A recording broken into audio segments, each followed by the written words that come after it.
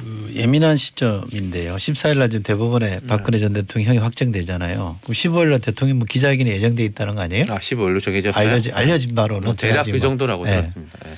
그러면 그때 사면 얘기는 당연히 나올 테고 네. 그때 검토한 바 없고 그럴 생각 없습니다. 그러면 이낙연 대표로서는 상당히 타격을 받는 거잖아요. 이낙연 대표만 받는 건 아닐 것 같아요. 저는. 어쨌든 네. 대통령이 글쎄요 뭐 국민 여론을 좀 더 지켜보죠 이렇게 약간의 그렇죠. 애둘러 표현하면 그나마 뭐 타격은 덜 주는 거 아니에요? 그러니까 그러실 것 같아요. 그런 대통령 정도로? 성품상 이낙연 대표를 궁지로 모실 건 아닌 것 같고 국민의 뜻을 모으고 여러 가지로 살펴보겠습니다라는 원론적인 얘기를 하실 것 같다라는 생각이 듭니다. 조금 더 힘을 실어줄 가능성은 없을까요? 어떻게? 아니 예를 들어서 이철이의 정치쇼. 자 이낙연 대표 얘기부터 좀 꺼내보겠습니다. 지금 위기죠? 그렇죠. 절대 위기? 뭐 거의 그런 상황인 것 같습니다. 어떻게 봐요? 저는 위기가 아니라 이제 끝났다라고 좀 말씀드리고 싶어요. 아니 왜냐면은 너무 박하다. 그 계속 말씀드리잖아요. 그러니까 황교안 대표의 길을 가고 있다라고 전 계속 주장을 했던 게 너무 당신만 보고 가는 것이 아니었느냐라고 생각을 했는데 이분이 또 갑자기 이렇게 무슨 생각이 들었는지 저는 주위에 아주 정치 공학적으로 생각하는 참모가 이것도 한번 해보시죠라고 했을 것 같아요. 그거를 덥석 문 건데 제가 SNS상 뭐 댓글 뭐 이런 거 보니까 대통령을 강력하게 지지하는 그룹들에서는 이거는 말로 표현하지 못할 정도로 이낙연 너 나가 막 이 정도 수준이더라고요. 당의 마음을 얻지 못한 분이 당의 후보가 될 수는 없다. 그래서 끝난 것이 아니냐라는 생각이 듭니다. 그게 참 보면요. 반대 논리가 두 가지예요. 처음에는 이제 두 가지가 팽팽했습니다. 반대 논리가. 처음에 그게 안 된다. 뭐 무슨 사면이냐랑 두 번째는 이게 할 수도 있는데 대통령이 이렇게 전략적으로 딱 한다든지 대선을 앞두고 그 중요한 시기에 이제 후보가 이렇게 해가지고 그 카드로 써야 되는데 왜 덜렁 당신이 들고 나오느냐. 그 두 가지 정도의 반대 논리였던 것 같아요. 그렇다면은 제 생각에는 그 민주당에서 지금 이낙연 대표도 측근들이 많잖아요. 대표가 됐고 또 한때는 1위를 쭉 달렸기 때문에 그런 쪽에서 뭔가 지원 사격이랄까 논리적인 이런 면이 있지 않냐라는 게 좀 나올 줄 알았어요. 저는 거의 없더라고요. 김한정 의원이 오늘 막 얘기했죠. 그리고 김한정 의원 서른원도. 정도 그렇게 하시죠. 서른원도. 서른원도 그걸 보고 저는 좀 이게 그리고 아까 정치 공학 말씀하셨는데 저도 처음에는 그 1월 1일 날 들고 나올 때는 이게 뭔가 좀 작구나. 작전은 나쁜 의미가 아니라 좋은 의미로 사전 정지 작업이라든지 이런 여론을 좀 하고 나왔겠구나 싶었는데 그게 안 보이는 것 같아가지고 놀랐어요. 그러니까요. 이런 사면 논란, 사면 얘기를 꺼내려면요. 두 가지 전제 조건이 있다고 저는 생각을 해요. 하나는 결정권자인 대통령과의 동의, 상의, 이해, 승낙 뭐 이런 게 있었어야 돼요. 교감. 근데 교감 없었다고 얘기하셔요. 그리고 두 번째는 뭐냐면 당의 지지층의 반발들을 설득할 수 있는 논리나 힘이 있어야 돼요. 근데 이 두 가지가 없어요. 그런 상황에서 던졌어요. 그러면은 뭐지? 결국에는 정치적인 판단력이 부족한 분이 아니냐라는 비판을 받을 수밖에 없어요. 이거는 저는 자살골 두 번째 자살골이라고 생각이 드는 게 추윤 갈등 때 우리 한 2달 전에 갑자기 국정조사하자 그러셨잖아요. 그래서 당내에 어떤 뭐 공감대가 형성된 줄 알았는데 당에서 반발을 엄청나게 하니까 며칠 만에 뭐 지금 하자는 건 아니고 뭐 얘기해보고 여야 협상도 해보고 확 그냥 후퇴하셨어요. 이번에도 마찬가지예요. 그때 국정조사 때도 많은 분들이 뭔 소리야. 왜 지금 뜬금없이 이랬는데 이번에도 그런 것이 아니냐. 근데 이번에는 정치적인 판단력뿐만이 아니라 당의 지지자들의 강력한 반발. 근데 두 분이 타짜잖아요. 네. 선수들이 봤을 때 이낙연 대표 스타일이 엄중하잖아요. 네. 미스터 엄중이잖아요. 네.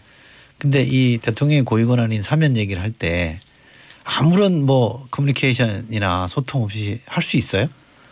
그러니까 지금 이낙연 대표 본인의 말입니다. 이건 제 이야기가 아니라 본인의 말은 교감하지 않았다. 그 대통령 총리 때부터 해서 짐작하고 있다라고 짐작.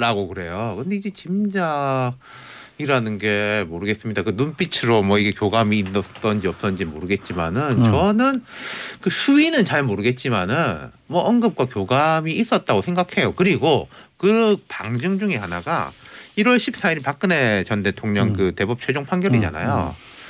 그러면 이제 연말에서부터 이낙연 대표뿐만 아니라 청와대에서도 올해 이게 주요 일정, 특히 연초의 일정 같은 거는 그 1월 14일 챙겼을 것이고 청와대 기본적인 이 사면권에 대한 기존의 스탠스가 뭐였냐면은 법적 절차가 끝나지 않았다.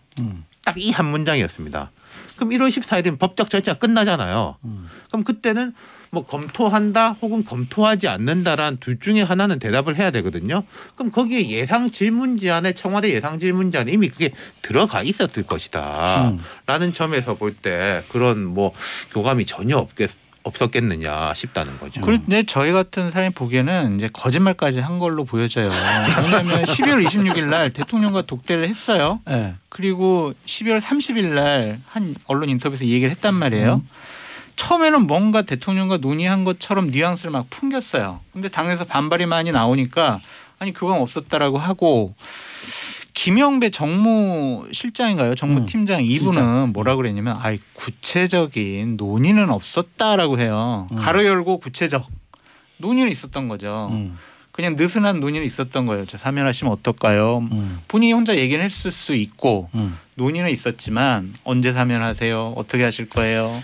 이런 거는 없었다. 그래서 이게 거짓말까지. 그 예민한 시점인데요. 14일 날 지금 대법원에 박근혜 전 대통령이 확정되잖아요. 그럼 15일 날 대통령 뭐 기자회견이 예정돼 있다는 거 아니에요? 15일로 정해졌어요. 알려진 바로는 대략 그 정도라고 들었습니다. 네. 그러면 그때 사면 얘기는 당연히 나올 테고 네. 그때 검토한 바 없고 그럴 생각 없습니다. 그러면 이낙연 대표로서는 상당히 타격을 받는 거잖아요. 이낙연 대표만 받는 건 아닐 것 같아요. 저는. 어쨌든 네. 대통령이 글쎄요 뭐 국민 여론을 좀 더 지켜보죠 이렇게 약간의 그렇죠. 애둘러 표현하면 그나마 뭐 타격은 덜 주는 거 아니에요? 그러실 것 같아요. 그런 대통령 정도로? 성품상 이낙연 대표를 궁지로 모실 건 아닌 것 같고 국민의 뜻을 모으고 여러 가지로 살펴보겠습니다라는 원론적인 얘기를 하실 것 같다라는 생각이 듭니다. 조금 더 힘을 실어줄 가능성은 없을까요? 어떻게? 아니 예를 들어서 여론의 반발이 있는 걸 저도 잘 압니다만은 그래도 국민적 통합과 뭐 이런 걸 위해 가지고 조금 더 뭐 적극적으로 생각해 보려 합니다라고 한다면은 이낙연 대표 입장에서는 역전타. 그러면 이 전제 조건이 네. 이 전제 조건이 필요해요. 그러니까 박근혜 이명박 대통령을 완전히 정말 적으로 적대 세력으로 생각하는 친문 지지자들의 반발을 대통령께서 잠재울 수 있느냐. 지금 이낙연도 쫓아내자는 판에 대통령 그 말씀하시면 대통령에 대해서 공격하면 어떻게 해요? 최근에 그 언론들이 많이 그걸 쓰고 있고 저도 제가 이제 뭐 매주 내는 리포트에서 올해 전망에 그런 부분을 넣었는데 지금 그 강성 지지자들이 원래는 이제 여권의 구심력을 강화하는 쪽 대통령 중심으로 이렇게 구심력을 강화하는 쪽이었는데 작년 하반기부터 오히려 이분들이 원심력 강화 쪽이다. 윤석열 탄핵하자, 뭐 어쩌자 저쩌자, 뭐 지도부가 뭐라고 해도 뭐 안 된다라는 식으로 또 거기에 힘을 이렇게 실어주는 정치인들이 일부 생기고 그런 부분에 대해서 저는 근데 이 사면 문제를 떠나가지고요. 문 대통령이나 이 지도부가 올해 초반에 그 강성 지지자들의 구심력과 원심력을 한번 조금 정리하지 않으면은 앞으로 되게 힘들어질 걸로 봐요. 왜냐하면은 대표 경선, 뭐 서울시장 후보 경선 나아가 대선 경선까지 있는데 그렇게 막 바깥쪽으로 튀어나가면 어렵죠. 그렇죠. 알겠습니다. 좀 지켜보기로 하고 김영준이 문자 주셨네요. 이낙연 대표는 당황하고 조급한 마음에 페이스를 잃은 것 같아요. 실수를 수습하려고 급하게 후속타를 치려다가 투아웃 투 스트라이크 상황까지 온 듯 이런 문자 주셨고요. 이용훈님 이낙연 대표는 황교안 전 대표보다는 손학규 전 대표의 그림자가 카카 타이밍을 참 저렇게 못 잡는 사람이 있다는 게 신기할 정도. 이용훈님이 감이 되게 좋으신데요. 이 1월 1일 날 이 대표가 말하기 전에 12월 31일 날 손학규 대표가 되게 오랜만에 페이스북에 글을 썼어요. 뭐 국민통합 뭐 이런 이야기하면서 타면 필요하다. 이게 공교로운 건지 톤 전 대표가 말하자면 리크를 한 건지는 모르겠어요. 키역키역 한 거는 크크로 읽는다네요. 전에 카카 그랬더니 우리 작가가 바로 잡아줬습니다. 그러면 또 하나 질문. 이 두 전직 대통령에 대한 사면론은 문재인 정부 하에서는 물 건너갔다 아니면 임기 내에 언젠가는 할 거다. 어느 쪽이세요? 저는 하실 거라고 보여집니다. 한다. 5월 19일 날 하시는 게 좋을 것 같다는 5월 생각까지 19일은 듭니다. 뭐죠? 부처님 탄생 오신 날인데요. 아스카 탄신인 날. 네. 4월 보궐선거 끝나고 그 다음에 이제 하반기 들어가면 또 대선 국면 들어가잖아요. 그 전에 4월 초파일이 어떨까 생각 듭니다. 실장님. 저도 할 것 같아요. 이게 뭐 옳다 그르다 떠나가지고 제가 여러 번 말씀드렸는데 이명박 박근혜 두 사람이 한 대략 20년쯤 되는 거 아닙니까? 형기가 20년에 꽉 채울 거라고 생각하는 사람은 없다. 뭐 이런 점에서 볼 때 그리고 또 올해 이제 마지막 해고 몇 번의 이제 정치적 부침이 있을 거니까 뭐 좀 하지 않을까? 대선 끝나고 차기 대통령이 하면 어때요?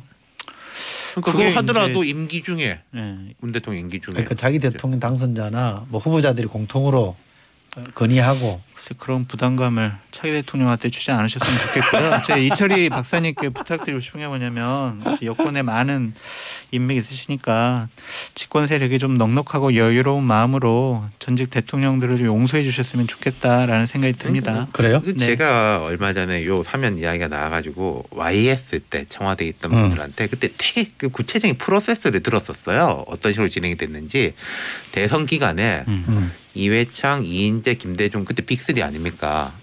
그 세 사람 다 긍정적으로 생각한다. 사면에 대해 가지고 그런 식으로 이야기를 해서 세 명이 다 부담을 동시에 그렇지. 나눠지기도 하고 그래서 그렇지. 그 김대중 당선인이 됐잖아요. 그래서 김대중 당선인이 그 공통의 약속을 받아 안는 형식으로 해서 김영삼 대통령한테 건의하고 이제 도장은 김영삼 대통령이 찍는 식으로 그렇게 됐다. 김상인님 문자 주셨습니다. 대통령 탄핵에 촛불 집회까지 했는데 국민통합위에 사면하면 그게 맞는 건가요? 사면이 왜 국민통합이죠? 정치적으로 이득 보려고 하는 거 아닌가요? 라는 의견 주셨습니다. 저도 제 생각이 있긴 합니다만 장 소장님 뭐 부탁을 하는 바람에 말을 못 끊네. 정치적으로 법률적으로는 이미 판단이 끝난 사항인데 네. 저분들의 잘못된 행동들에 대해선 당연히 역사적인 평가를 받아야죠. 근데 한 3년 넘게 감옥에 있는다는 것 자체가 한국 정치사의 불행 같아서 좀 넉넉하게 용서해 주셨으면 좋겠다 생각됩니다. 근데 그 분과 같이 정치했던 세력이나 정당이 조금 더 전 적극적으로 국민들에게 소구한다고 할까? 그럼요. 이런 게 좀 있으면 계속 좋겠어요. 네. 그러면 좀 마음이 또 돌아갈 수도 있잖아요. 이게 다 정치적 계산들이 막 이렇게 있는 거 아닙니까? 이 국면에는 사실은 저는 국민의힘이 약간 똑똑해진 것 같아요. 현명까지는 모르겠는데. 네. 알겠습니다. 이재명 지사는 요즘 신년 여론조사 보니까 굉장히 분위기 좋을 것 같아요. 그렇죠. 아주 괜찮죠. 어떻게 전망하세요? 뭐 정치 뚝, 정책 올인 뭐 이런 식으로 나가는 것 같아요. 그러니까 정치적인 현안 문제에 대해서는 좀 자기가 한 발짝 뛰고 정책과 관련해서는 막 싸움을 마다하지 않는 것 같은데 한동안 계속될 것 같습니다. 왜냐하면 이낙연 대표가 하락 추세이기 때문에 마음 들 곳 없는 분들이 이재명 한번 해볼까 고민할 것 같아요. 그리고 이게 커요. 작년부터 보면은 서울시장이 공석이 되면서 그 스포트라이트가 이재명이라는 사람한테로 집중되잖아요. 그러네요. 말하자면은 뭐 원래는 서울시장, 경기지사 뭐 등등등등 이렇게 있는데 서울시장이 없으니까 수도권에서 유일한 맞네요. 단체장 그렇게 집중이 되고 또 김경수 지사도 그렇게 되면서 그러니까 지금 보면은 야권에서는 원희룡 지사 정도가 단체장 대표. 뭐 여권에서는 이재명 지사. 그러니까 저는 4월에 서울시장하고 부산시장 자리가 채워질 때까지 이재명 지사는 괜찮은 포지션을 갈 것 같아요. 그러네요. 이재명 지사 쪽에서 영입 제의 안 왔어요? 그래요? 네. 아니요? 안 와? 네, 그러니까 제 전화번호 모르시나? 알려드릴까요? 이 자리에서 불러드려? 윤태권 실장은 탁월한 사람인데 이 보는 눈이 아주 남다른. 진짜 그래요. 저 많이 정말 배워요. 소장님도 대단하십니다. 저는 가벼워가지고요. 아니에요. 철없이 그냥 막 찔러가지고. 옛날에는 이런 표현을 썼는데 샤프하다. 굉장히 날카로우세요. 감사합니다. 네. 몸둘 바를 모르겠습니다. 정말. 박사님. 제가 두 분한테 이렇게 배웁니다. 예. 장강의 안물은 뒷물이 밀어내는 이런. 이철이 만세. 아유 놀래라. 아유 깜짝 놀랐다. 요 얘기만 잠깐 해보겠습니다. 청와대 비서실장 민정수석 인사평가 어떻게 해요? 괜찮아요? 저는 비서실장은 괜찮은 것 같은데 정책실장 부분은 좀 바꿨으면 좋지 않았을까라는 생각이 듭니다. 비서실장 같은 경우에는 어쨌든 조용한 그림자 내조를 할 것 같아서 다행이었다. 잘 선택하셨다. 보여집니다. 앞 사람들하고 다른 사람이잖아요. 말하자면은 임종석, 노영민은 문재인 대통령보다 정치로 지금 선배잖아요. 아 그렇구나. 그렇죠. 아, 그러네. 유영민 비서실장은 2012년에 문재인 대통령 기업에 있는 사람을 영입해가지고 시작한 사람입니다. 민정수석도 앞에 조국, 김조원, 김종호 다 비검찰인데 검찰 출신이고 신현수 실장도 뭐 공직이 있었지만은 수석. 2012년 대선 캠프 시작하면서 문 대통령이 데리고 온 사람이거든요. 그러니까 두 가지죠. 문 대통령하고 아주 가까운 진짜 개인적인 그 관계에 형성된 사람. 그리고 어떤 약간 정치적으로는 중도화 쪽으로 상징하는 인물들인 것 같아요. 네, 부탁드리고 싶은 게 있습니다. 그러니까 비서실장이 자꾸 국회 나와서 야당 의원들과 싸우지 않았으면 좋겠다라는 맞아요. 생각이 들고요. 경청을 많이 하셨으면 좋겠어요. 인해 장막에 둘러싸이지 마시고요. 시중의 얘기들을 대통령께 가감없이 좀 전달하는 역할을 해야 됩니다.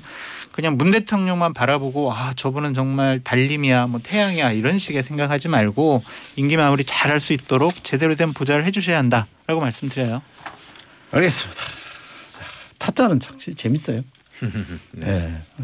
까투리 재미없죠? 까투리가 타짜를 좀 우습게 알아서 그렇지. 그거 아니에요? 훌륭해요. 해양의 비서실장, 모범적 비서실장 그거? 제가 고마하고 노래 들으려고요. 알겠습니다. 네. 그게 더 낫지 않을까요? 네. 알겠습니다. 여의도 타짜 장성철 소장, 윤태원 실장과 함께했습니다. 두 분 고맙습니다. 감사합니다. 감사합니다.